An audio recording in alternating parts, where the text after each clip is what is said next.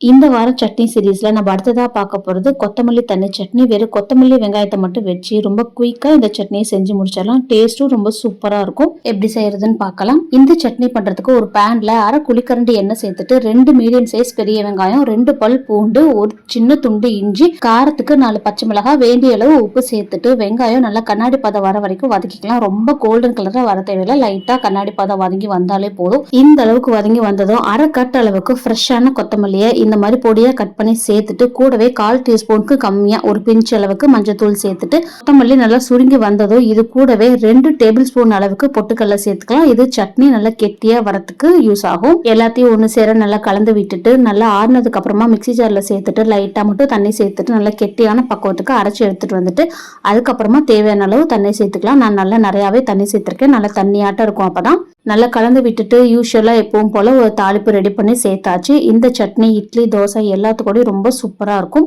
நல்லா தண்ணியாட்டம் இருக்கனால இட்லி கூட சேர்த்த உடனே நல்லா ஊறி நல்லா கரைஞ்சி வந்துடும். ரொம்ப சூப்பரா இருக்கும். ட்ரை பண்ணி பாருங்க.